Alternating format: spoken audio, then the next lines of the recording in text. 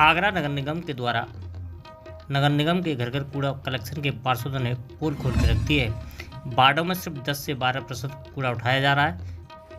आगरा नगर निगम के वार्ड 22, 16 और वार्ड 49 के पार्षद ने नगर निगम के दावों की पोल खोल दी है। वार्डों में न सफाई न घरों से उठाया जा रहा है कूड़ा। नगर निगम की व्यवस्था के हकीकत जानने के लिए मंडलायुक्त और से वार्डों का निरीक्षण करने की मांग भी की है। आपको बता दें कि आगरा नगर निगम के द्वारा घरों से कूड़ा उठाने की पोल को वार्ड नंबर 22 और वार्ड 49 के पार्षदों के द्वारा खोल दी है। उन्होंने मीडिया को जानकारी देते हुए बताया है कि यहाँ कम से कम 10% लोगों के यहाँ से कूड़ा जा रहा होगा, बाकी लोगों का नहीं जा रहा है। गाड़ियाँ केवल मेरे 2 गलियों में गाड़ियाँ आती हैं कूड़े उठाने वाली, बाकी गलियों में ना तो कोई डिब्बे की व्यवस्था है, ना कोई कूड़े उठाने वाले की व्यवस्था है, ना कोई व्यवस्था नहीं है। और मेरे यहाँ बहुत बड़ी समस्या है, जो खाली प्लॉट पड़े हैं उनमें लोग कूड़ा डाल देते हैं, उससे गंदगियाँ हो रही हैं, मच्छर पैदा हो रहे हैं। मैंने कई बार बताया, ये नगरवासियों को भी बताया है, मैंने प्लॉटों को साफ करवा दो।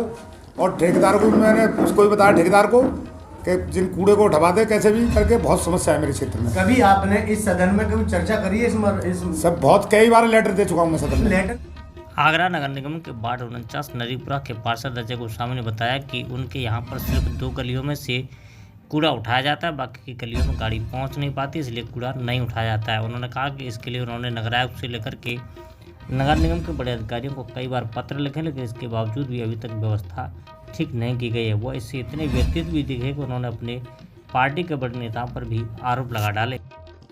सदन में क्या है कि सदन में जो पुराने पार्षद हैं वो नए पार्षदों को बोलने ही नहीं देते, मौका ही नहीं देते किसी को बोलने का। तो कहाँ से बताएगा किसी को? नहीं, आप तो 2 बार, एक बार बजट में बात हुई है सदन में, एक बार बजट बात हुई है, एक बार वैसे हुई है, सदन लगेगी कितने हैं। वहीं नगर निगम के कूड़ा कलेक्शन की व्यवस्था पर सवालिया निशान लगाते हुए वार्ड नंबर 22 के पार्षद पति रविंद्र सिंह ने भी नगर निगम के अधिकारियों पर कूड़ा नहीं उठाए जाने के आरोप लगाए हैं। देखिए, कूड़ा ये 20-25% ये कूड़ा उठाया जा रहा है और ये हमसे कहा जा रहा है कि लड़के लग रहे हैं। लेकिन एक बार सदन का एक लेटर आया था, तो सदन के लेटर में ये सदन द्वारा और नगराध्यक्ष द्वारा और मेयर जी द्वारा ये बताया गया था कि करीब 100 वार्डों में 1000 कूड़े की छोटी गाड़ियां जो चलती हैं गलियों में वो लगाई गई है। लेकिन अभी तक मेरे वार्ड में 2 गाड़ियां लगाई जा चुकी है, छोटी बस सिर्फ। ये मुझे सांत्वना दे रहे हैं कि लग रही हैं, लेकिन इस पर काम कोई नहीं हो रहा है। और एक चीज़ और मैं बता दूं कि आप ऊपर से कोई भी अधिकारी ये दबाव बना रहे हैं कि आप वार्ड पार्षदों से लेटर लेके आइए स्वच्छता के नाम पर और कूड़ा उठने के नाम पर, तो दबाव बनाकर ये लेटर भी ले जा रहे हैं पार्षदों से। जिस तरीके से 400 कर्मचारियों के नगर निगम ने भर्ती किया, क्या वो पर्याप्त संख्या में आपको सफाई कर्मचारी सफाई के लिए मिल पा रहे हैं? देखिए, मेरा वार्ड करीब 16-17 हज़ार की जनसंख्या वार्ड है, तो करीब इसमें 7-8 हज़ार घर करीब बनते हैं।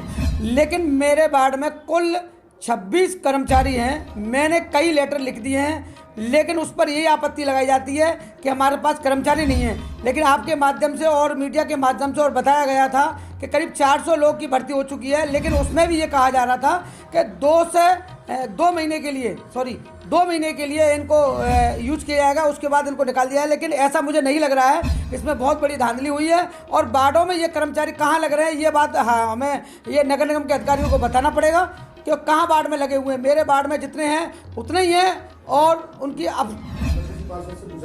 और ना ही किसी पार्षद से ये जानकारी ली गई है कि आपके वार्ड में कितने लोगों की ज़रूरत है, और ना ही भर्तियों में उन्हें सहयोग किया जा रहा है। क्योंकि हम चाहते हैं कि हमारे माध्यम से, अगर पार्षदों के माध्यम से अगर 10-5 घरों में अगर चूल्हा जलने का काम हो, किसी व्यक्ति के यहाँ अगर चूल्हा जलने का काम हो, जिससे भ्रष्टाचार खत्म होगा, उन लोगों से इस माध्यम से पैसे लिए जाते हैं, तो उस पैसे से उस गरीब का चूल्हा बचेगा और किसी ब्याज से वो अपना घर नहीं बेच पाएगा। वार्ड 22 के पार्षद रविंदर सिंह के द्वारा तो यहाँ तक आ गया कि स्मार्ट सिटी में जिस तरीके से 400 करोड़ रुपए का घोटाला रोडों पर सिर्फ रंगाई पुताई के नाम पर नगर निगम अधिकारियों ने निकाल लिया। इसके साथ ही उन्होंने कहा कि ताजमहल के आसपास का 5 किलोमीटर का एरिया ही स्मार्ट सिटी में आता है, जबकि पूरे आगरा को स्मार्ट सिटी बताया जाता है। उन्होंने मंडलायुक्त निरीक्षण करने की मांग भी कर डाली।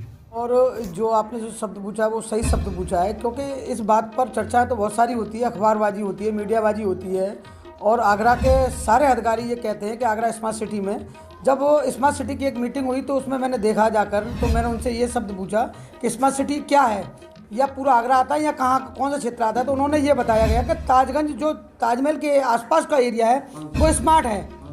वो 500 मीटर के दायरे में या 1 किलोमीटर के दायरे में स्मार्ट सिटी है। और जब ये स्वच्छता की बात आती है, जब कहते हैं कि आप बांट दीजिए जिस पर आगरा हमारा नंबर 1 आ सके, तो विकास के नाम पर और कूड़े के नाम पर इतना बड़ा धांधला चल रहा है कि क्षेत्र में ये बताया जाता है कि आगरा हमारा पूरा चमक चुका है, लेकिन ये सारी बातें गलत है। अगर मैं इस बात को कहूँ माननीय नगर आयुक्त जी से और माननीय कमिश्नर साहब से कि आप एक बार नरीपरा क्षेत्र में आकर इसको देखें और स्मार्ट सिटी आपको लगेगा कि यहाँ पैसा कितना घोटाला जा रहा है इसमें। और G20 के नाम पर जो 400 करोड़ रुपए का जो बजट आया था, ये सिर्फ फतेहाबाद रोड से लेकर MG रोड तक और आगरा खेरिया मोड़ के रोड तक ही ये पेंटिंग बनाने में ये 400 करोड़ रुपए का घोटाला हुआ है।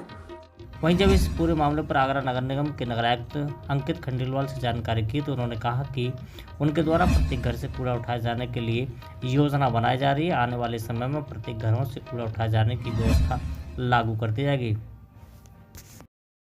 डोर टू डोर को हम टोटल ITPC से जोड़ने की तैयारी कर रहे हैं और इसमें RFID टैग पुनः लगवाने का कार्य भी प्रारंभ हो चुका है। स्कैनर जो व्हीकल पे माउंट किए जा सकते हैं वो भी हम लोगों ने मंगवा लिए हैं। कोशिश ये है कि इसको पूरी तरीके से मैनुअल इंटरवेंशन से मुक्त कर दिया जाए और टोटल IT बेस्ड इसकी मॉनिटरिंग स्थानीय कर्म से भुगतान या फिर बाकी चीज़ वो देखिए हर शहर में ये समस्या रहती है और इसको किसी तरीके से उनको फॉर्मल सेक्टर में लाने के भी प्रयास करने के लिए कंपनी को कहा गया है और पहले हुआ भी है और आगे भी उम्मीद है कि इसको करा लिया जाए।